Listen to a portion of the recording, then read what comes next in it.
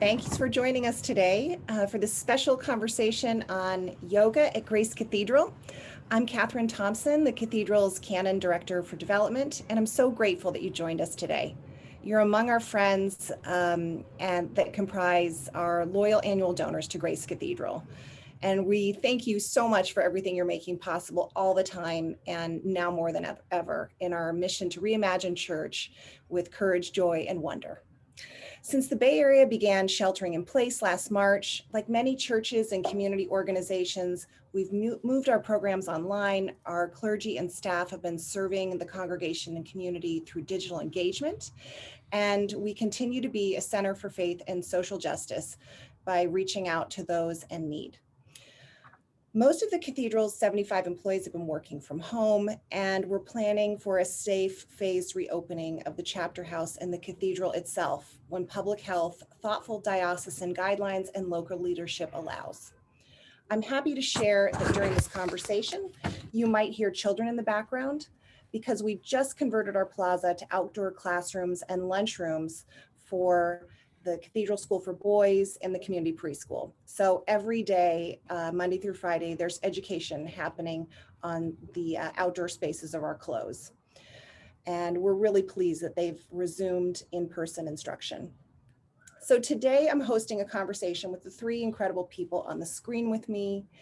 First, Cathedral Trustee, Vice President of Corporate and Foundation Relations at the Silicon Valley Community Foundation, and Grace Cathedral yoga student and volunteer, Stuart Burden. Hello. The Reverend Canon Jude Harmon, Canon for Innovative Ministries and founding pastor of the Vine and the well-recognized clergy leader of Grace's yoga program. And Darren Main, one of San Francisco's most recognized yoga teachers and authors, who is widely credited in our community for envisioning the yoga community that we have today. Thanks for joining me. Over the next 30 minutes, I'll be moderating a brief conversation about the importance of yoga within the Grace Cathedral mission to reimagine church with courage, joy, and wonder, and how we're envisioning yoga's future, followed by 15 minutes of your questions, which you can write in the Q&A tab. So let's start at the beginning, which for me, because I wasn't there, is made up of an image of the first teacher, whose name was Jamie, who taught 25 people on the labyrinth, and he collected donations from students in his motorcycle helmet. Darren, what can you tell us about the beginning of yoga at Grace? Thank you, Catherine. It's so good to be here. The motorcycle helmet was actually my addition, believe it or not. I used to be the motorcycle rider, and then I became a dad, so I had to give that up. But yeah, Jamie Lindsay was the original. He was a parishioner at Grace Cathedral, a fellow yoga teacher here in the city, and a good friend of mine. And he taught a yoga class mostly for the Grace Cathedral congregation. So it was sort of limited in scope to just people who are already at Grace Cathedral.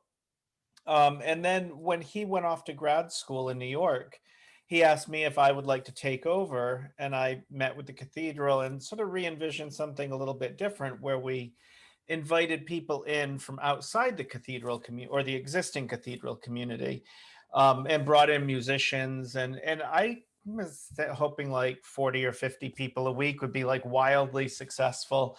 And we blew through that goal in about 2 weeks.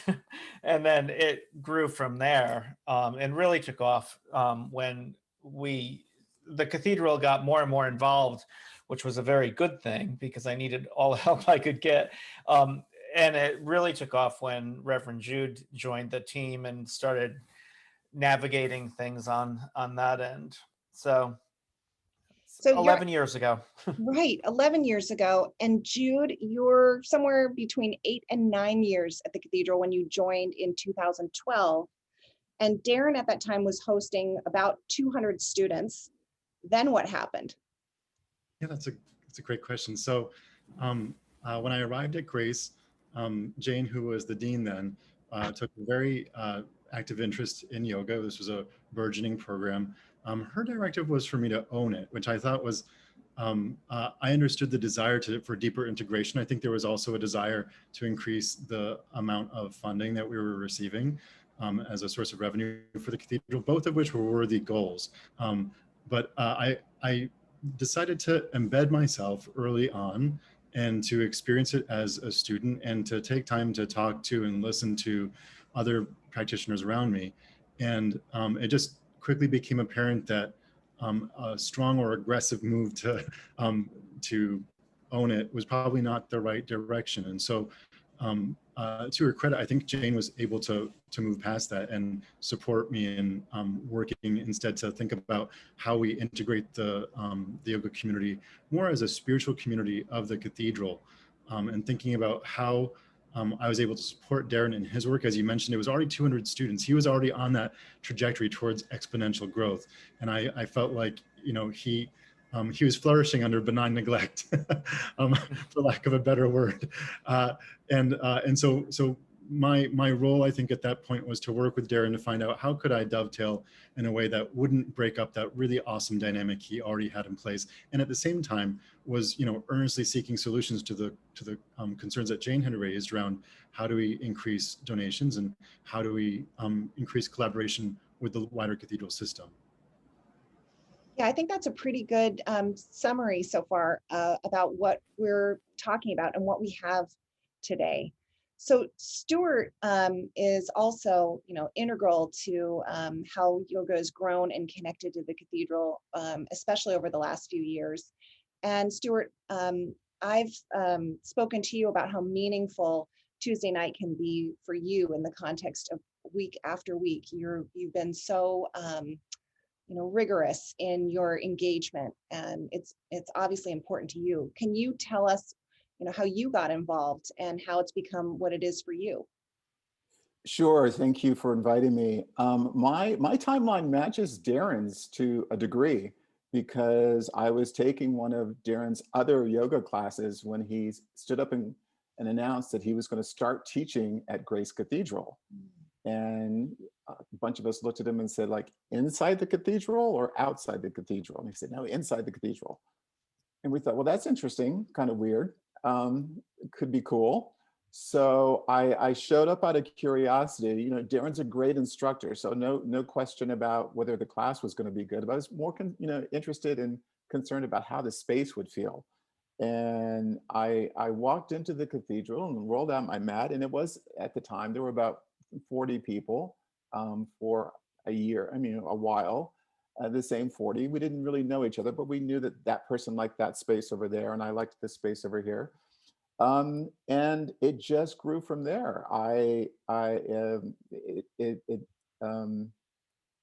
It served me in a bunch of ways in terms of satisfying my desire for yoga and the ability to explore the experience in a completely different environment. So that means that when we looked at the program right when Malcolm got here in about 2015, Malcolm Young, our Dean of Grace Cathedral for the last 5 years, he took a look at the yoga program and was hearing a bunch of things. One, that it was pretty large and getting hard to manage. Another about how fantastic this community was and how high quality and excellent the program was. I think he really took a fresh look at it, and he asked a couple of trustees at the time, one who's still a trustee, Mike Shue, and another, Nathan Ohm, who is now in New York. But those two trustees took a look at the program and kind of rezoned it in 2015. And I think that was an important moment in yoga because it really was about bringing the program closer to Grace and better supporting it. We all know that Darren was not only teaching the class, he was doing a lot of the community engagement with Jude. He was doing a lot of the communications. It was, very, very reliant on Darren, and it still is. But I feel like there's a lot more of an embrace from the cathedral since 2015. And I wanted to ask all of you, and it doesn't matter to me who answers first, but what are some of the other inflection points in the program for you? What are things that were notable changes along the way of this 10+ year journey? Darren. I want to just echo what you said, that Jane was a wonderful dean to work with in many ways, and she had a very um, it's a business way of looking at things that was very important. I think what Malcolm brought that was a big game changer, though, is he was an avid yogi himself. He had been practicing yoga for a really long time and delights in coming to class. And so I think that brought it brought a lot of energy to the program at that top level that it's hard to find that from someone who isn't genuinely, truly over the moon excited about something.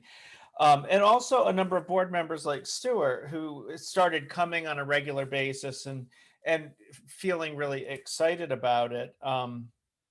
So I think those two things, where it was not just this sort of alternative thing that was happening, it really became integrated into the ministry of the cathedral. And for me, that felt like this huge shift where it wasn't like this or that, it was this. It's part of Grace, it's part of the DNA of Grace now, and I love that. Yeah, I I want do to too. echo that. I felt, a change happened when we had priests like Jude and then Malcolm come and they would look around. And I remember the first time, I think Jude, you took off your collar, you took off your shirt, and you rolled out your mat. I'm like, oh, he's a yoga person too. That was remarkable. And then when Malcolm came, the dean, it really changed, I think, the flavor of the experience from like this is a group that's borrowing space at Grace Cathedral to this is a group that's part of Grace Cathedral, because there's the dean and he's as integrated into the community as everyone else. And again, proof of that to me came when some nights he would just show up and he wasn't doing an opening or wasn't doing a welcoming, and he would just roll out his mat and do yoga. And I would sit there looking across the 200 and then 300 and 400 people, wondering to myself, I bet they don't know that person right there is the dean of the cathedral. But tonight he's just a yoga dude, just like the rest of us. Nice. Jude, what would you say? I want to echo that. And I also want to credit the board and the search committee who found Malcolm and our bishop for really deciding that yoga was supposed to be an integral part of who we are, of our identity, of our mission, of our outreach to the community. And I think there was a movement afoot to make that happen. And Malcolm stepped into that role so beautifully. I think better than any of us could have imagined. It's such a good choice in that regard. I'll also say that around that same time, we were looking very carefully at how do we really kind of curate that relationship between the cathedral, between the yoga community, and how do we develop sort of those points of interest. And we developed a pretty robust post-yoga program. And we also started doing things like 1 Billion Rising, thinking about how do we deliberately incorporate themes of justice into our yoga practice, so that one of the great advantages of Darren's approach to yoga is that it's not the kind of easy therapeutic yoga that you might be used to in other spaces. There is some of that for sure, but there's also a real dimension of challenge and a willingness to move into those uncomfortable spaces that are important for us to explore and that we do explore in other parts of our cathedral life. So I found that he was just such a wonderful and willing partner to think about how do we advance the causes of social justice, which is becoming a real priority for us now in that space. And just wonderful campaigns and movements that we were able to undertake where people were able to participate directly. I think about the time where people shared their experiences with before the Me Too movement, of trauma, a woman who had experienced violence or who known other women who had experienced violence. We did like a little campaign around that where people wrote messages on boards and took pictures in front of the altarpiece there in the AIDS chapel and did a whole little social media campaign. And those kinds of things were really meaningful. And I think they helped to push us to a different level of expression and self-understanding. Yeah, Darren and Jude, especially, I can think of so many moments like that over the last several years. And I also am now thinking of times where some cultural things have happened at the beginning of class, whether it was being serenaded by a theater group or the choir of men and boys, because they rehearse often, as it gets close to Christmas near Tuesdays. Really some amazing moments in your class. And I hope we'll get a chance to talk about some of those things in the next several minutes. But where I want to go right now with this conversation is kind of a fast forward to last March. And I wanted to ask you a little bit about the one time that we really successfully and really quickly hosted an outdoor yoga class. And I wanted to ask you, what are your memories from that? And how is that helping you learn for today?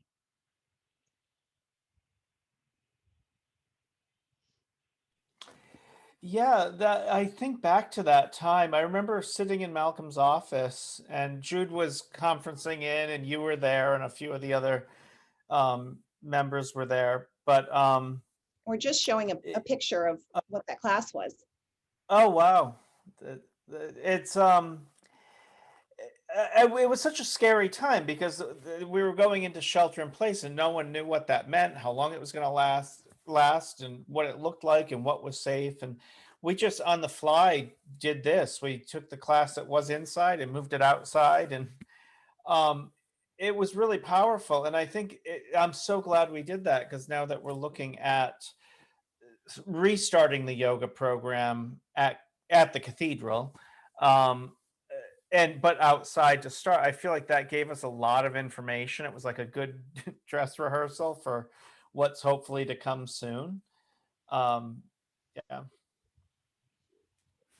And I Jude? missed that class, and I regret it because, of course, it was the last class that took place before we suspended yoga for this period. So I missed it, and I'm sorry.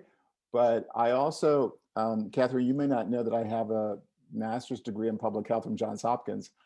Early on, I thought this was going to be more significant of an issue, COVID-19, than people were in early days were letting on. And so the last several months is, well, prove true many of the things we learned at Hopkins about the behavior of pandemics. So I should have known that it would be months. I would have hoped that we would have had more leadership along the way. But anyway, here we are, and now we've got to get creative about how do we come back safely. That's right. One of the things that I learned in that moment was I can be deeply wrong. Catherine, it was just really Catherine's idea, and Catherine doesn't get credit for her role in helping to kind of shape and advance our yoga community at the cathedral, but she's done a lot behind the scenes. I think also the Fall Fete, where she really helped us to think about how do you develop community in that space. But I remember being really concerned about all the public health issues and thinking people will be too scared to show up. And Catherine was like, let's just try it and see what happens. And I sort of reluctantly went along, and then we got like 200 people.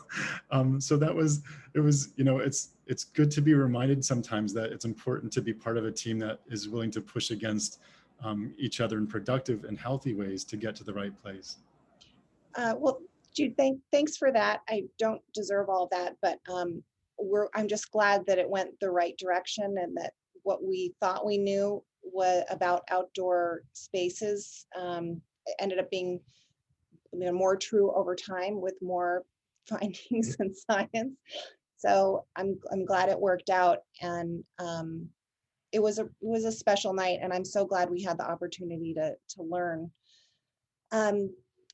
So we've all been going through these 8 months establishing new rhythms, and from Stuart's perspective, where he's certainly a leader as we're putting this program together week after week, but it's been obviously different in the last few months. And I wanted to ask you, Stuart, how you've been engaging with Yoga on the Labyrinth on Tuesday nights or in other ways in the last few months, and for you, in the ways you haven't been able to engage, what's been missing? Well, a lot's been missing. And Catherine, you've been very generous giving me credit for what I do, but in fact, there's a group of volunteers that comes together every Tuesday night and does exactly what I do and a whole lot more in terms of contributing to the effort to make the class safe, accessible, warm to all those who are showing up for the first time. And so I mentioned that for two reasons. One is I am part of a much larger volunteer team, and those are the people who I've been missing on Tuesday nights. We are diverse in so many incredibly different ways, which is just the best of San Francisco. When you look at this group, you look at this large group of people doing yoga, this smaller group of volunteers, and like, what is the common thread here? And the common thread is yoga at Grace. So I've been missing my big community and my smaller community, and I've tried to replace that with some yoga, but I've been able to find yoga in other places, but I have not been able to replace the community. I'm so glad you brought up those volunteers. That has been one of the just most exciting parts of how yoga has changed in the last few years. There's this just wonderfully committed core of people that helps it all happen. And I should mention that Ramona Drager is our operations leader for this this wonderful night. And I know they all look to her to help keep them together. So Jude and Darren, what's been missing for you beyond, probably the community, but are there things beyond that too?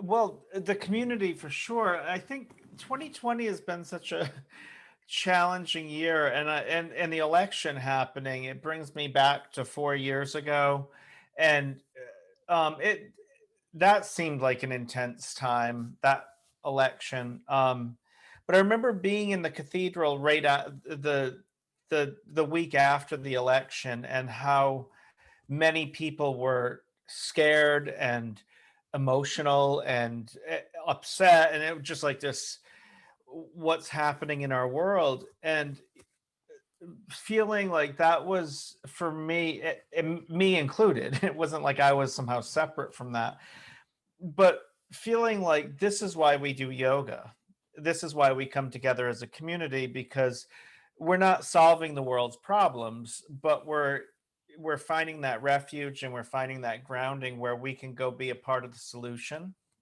and we can navigate.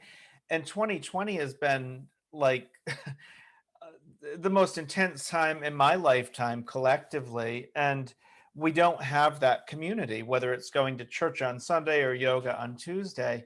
And I have felt this deep loss and emptiness, and I get emails all the time from students who feel the same, and I check in with Jude on a regular basis, and he's right there. I'll let you speak for yourself, Jude, but I think we're all missing that community when we need it most, and I just can't wait to get back. Jude? Yeah, I would just echo all of that and say, when people started coming up to me calling it yoga church, it's that same level of care and commitment, and that sense of family that you get from church. And when it's gone at such an important moment, you feel it that much more. And I know that pastorally, I think that people like me and Malcolm on the clergy side, who do take good care to remain connected to the community.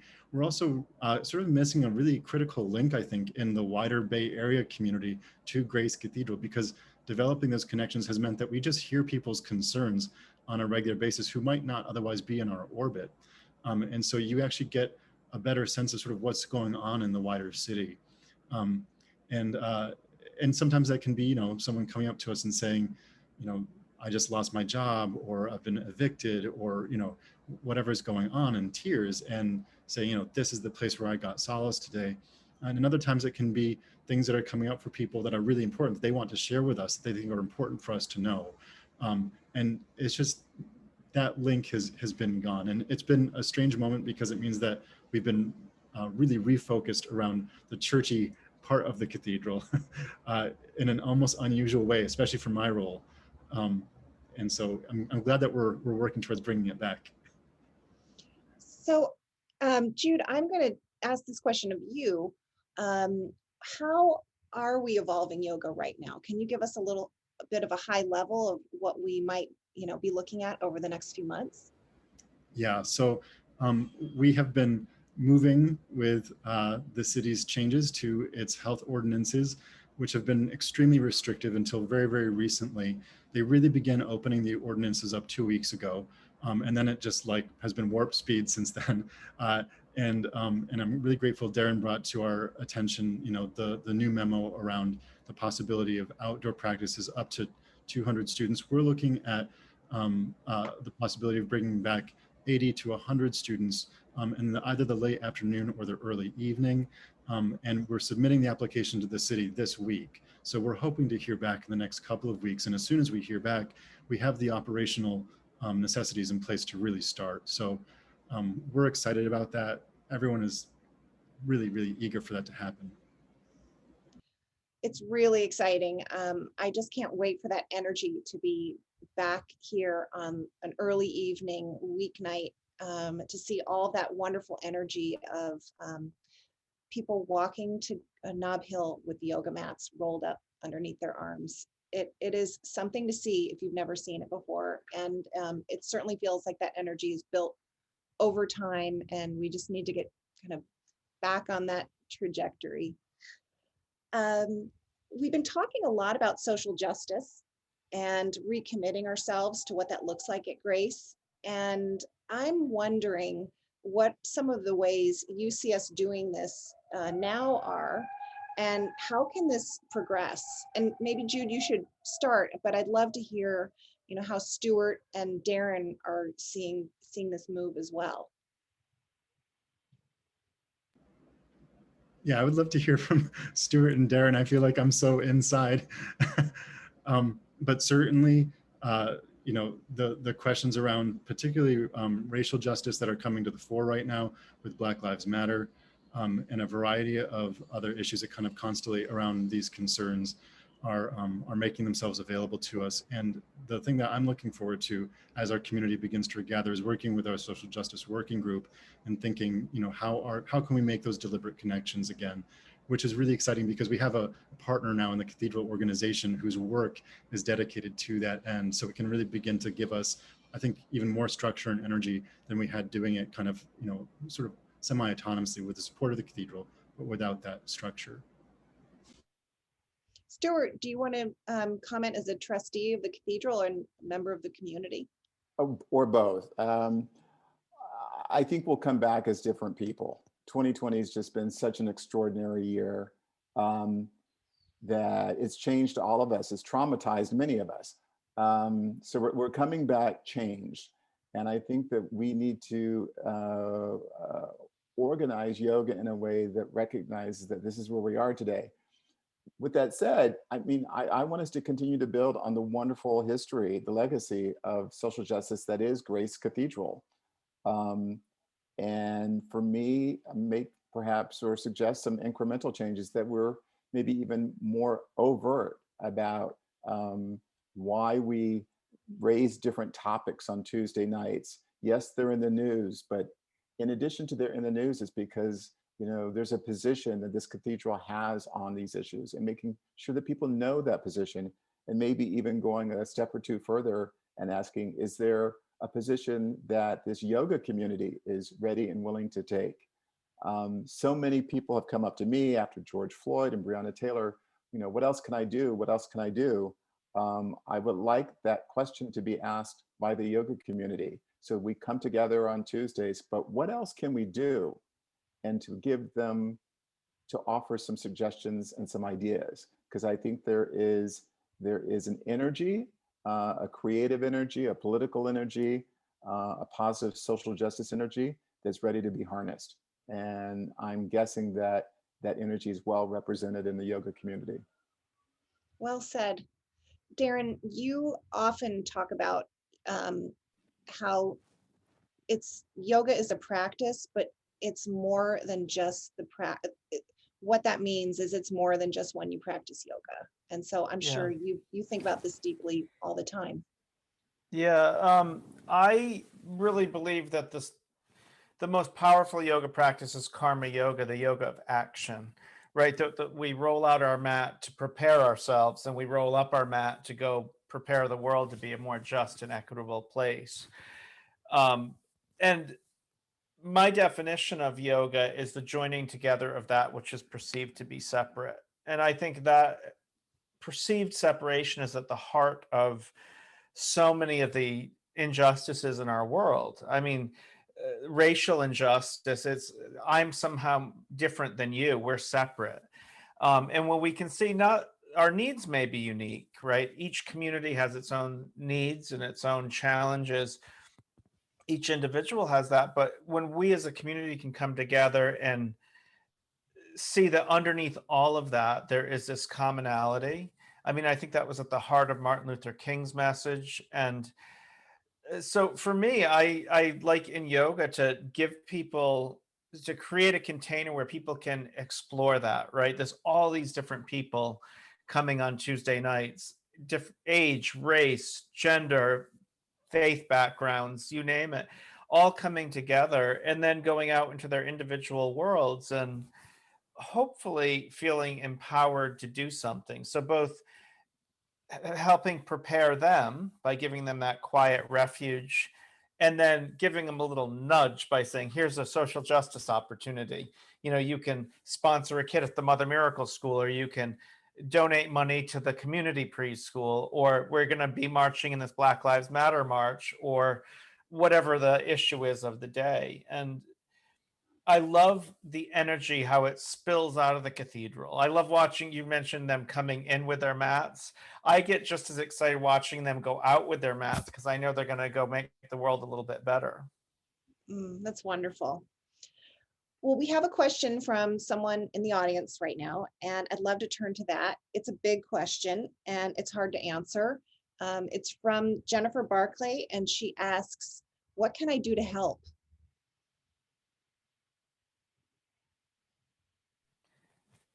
Do you happen to have a vaccine handy?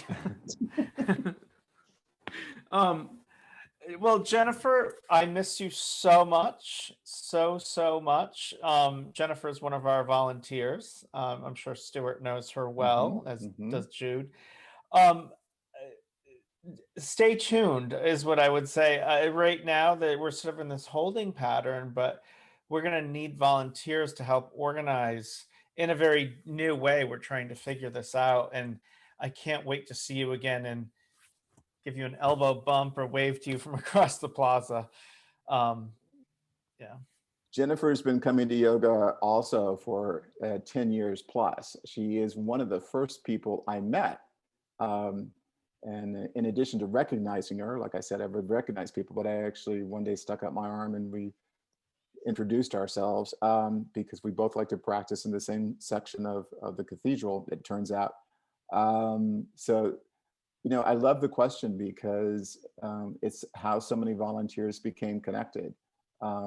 Sometimes we reached out to people we saw continuously, and sometimes they reached out to us. And so Jennifer, we will reach out to you and suggest ways you can help once we're going again. It will be great to see you again.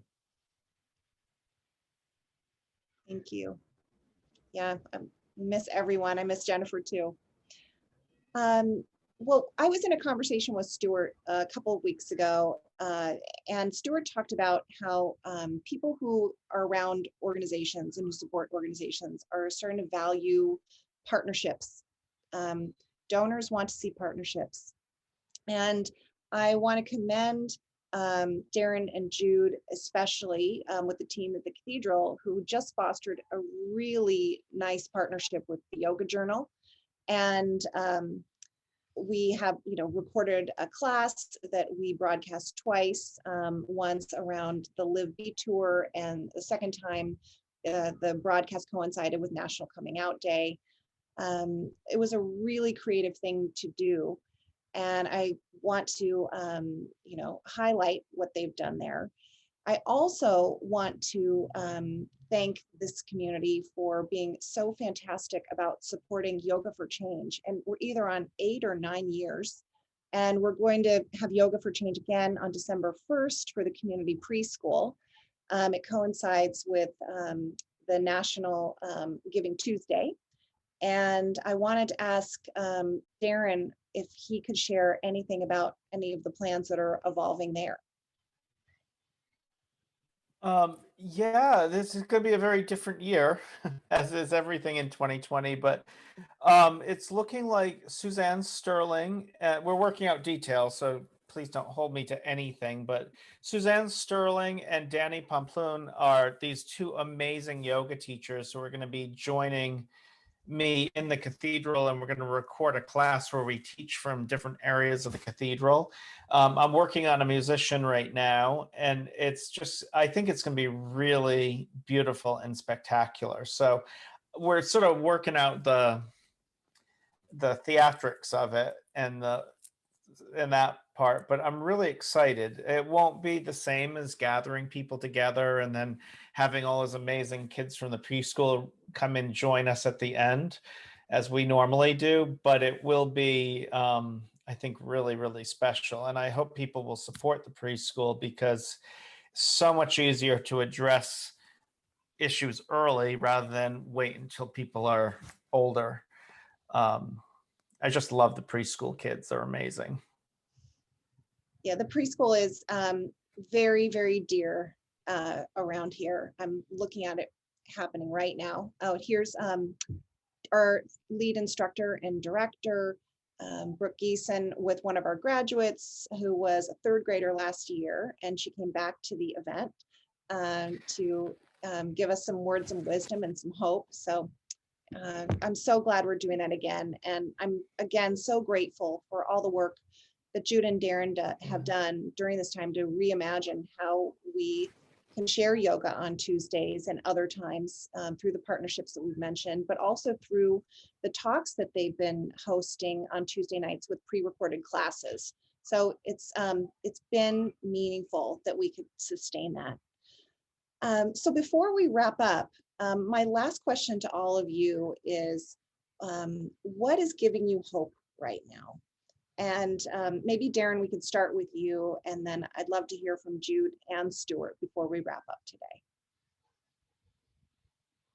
I'm going to answer that question, but I was thinking a minute ago, Stuart was talking, and I had this flash of a memory. It was right when the pandemic was starting here, and we were like, it was in the news, and so we knew something big was coming. And I had talked to Jude and Ramona, like, what do we do? Like, how do we manage yoga? And Stuart called me, and we had this amazing conversation about this big thing that was about to happen. And your insights were so incredibly helpful, Stuart. Because like everyone else, I don't know anything. I'm the yoga teacher, but your insights into what was coming and helping me to really plan for what was about to be dumped on our laps was incredibly helpful. So thank you for that. What gives me hope, Mr. Rogers? There's that quote from Mr. Rogers about how when he'd get depressed by the things of the world, his mother always said, look for the people running to help. And that has been like my mantra. Just the number of people that are stepping up. There's so much wrong with the world right now, but that's just the loudest, right? If you look underneath, there's a chorus, a soft chorus of people running to help their neighbor, help each other. Like the cathedral, I've seen it over and over again, people reaching out to seniors who are lonely or making sure people have food, and many of the ministries that were done one way before, creating new ways to make sure people's needs are being met. And we're going to get through this. It might be hard, it may be uncomfortable, there may be a lot of suffering, but we're going to get through it because of that. And that is what gives me hope. So Look for the helpers. Yeah, my answer is a variation on Darren's theme. You know, my day job is working for a community foundation, and we connect resources with ideas. And we've seen people step up after COVID, after the wildfires, after George Floyd, and be incredibly generous in terms of opening their wallet and putting their arms around organizations that they're passionate about and concerned about. So we live in a very generous community, and that's just not financially generous, but there's a generosity of spirit that's in San Francisco. And as important, if not more important than the money. But when both come together, wonderful things happen. So I as I mentioned earlier, I have heard people ask, how can I help? How can I be more engaged? How can I step up? I think there's a recognition that there's more to be done, and people want to go to the next level of their engagement, and that gives me hope, because if they do, and many of us do, and we all do, then we are gonna come back and truly recreate something pretty spectacular. I agree. That's pretty hopeful. What about you, Jude? You know, for me, I think it's the way that honesty is becoming a critical feature of who we must be moving forward. There is this line in the book of Revelation: the former things have passed away, behold, I am making all things new. And the former things cannot pass away unless we're actually honest about what they are. And I think we have come to a place of real reckoning as a society around things that have been latent for a very long time, that we've talked about around the edges, but really have sort of avoided, all of us, frankly, because they're uncomfortable. And we've been put in this position where we have to be uncomfortable. We have no choice. And yeah, no, it's just raising to the surface a lot of things that I think need to be addressed for us to be able to move forward. And I am hopeful, actually, that even though it is messy and sometimes not the look that all of us would necessarily want for our country projecting outward, but that as we see other regimes rising, particularly fascist regimes around the world, the people of the United States are still largely committed to a democratic process that does model what it might look like for us to move forward as a people into something like a more perfect union. And it's not perfect, but it is something. Great reflection. Well, we did have one more audience question come up, and I think it's a good one. So I'm going to answer it, or ask you to answer it, because we have a couple of minutes left. And the question is, have you considered live virtual yoga?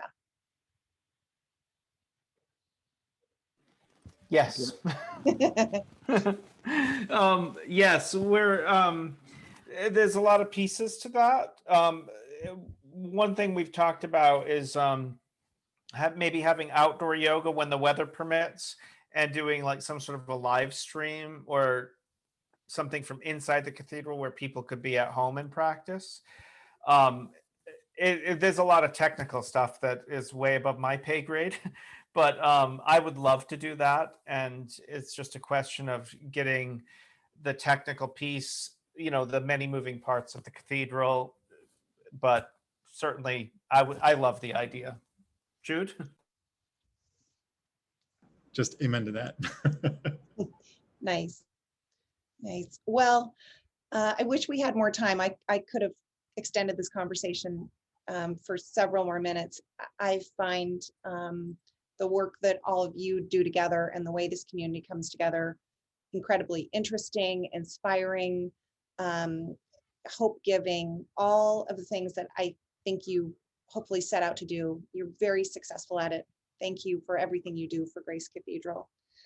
And I learned a lot today, and I hope our audience did too. So this concludes our conversation. But the good news is that we'll gather again, and you'll receive an invitation on November for an event for November 12th, where we're going to be talking about spiritual resources within the community. And I'm going to be joined by two of our incredible clergy members, Kristen Saylor and Heather Erickson. So looking forward to that. I hope you'll join us. And I would be remiss as the development director if I didn't thank everyone again for joining us. Thank you for your generosity to Grace Cathedral at this time. It means everything to us. And to invite you to participate in every way that you're compelled to participate that you can right now as we gather online and prepare for a safe reopening as we can over time. So thanks everyone for joining us today. Thank you, Bye. Catherine. Thank you, Catherine.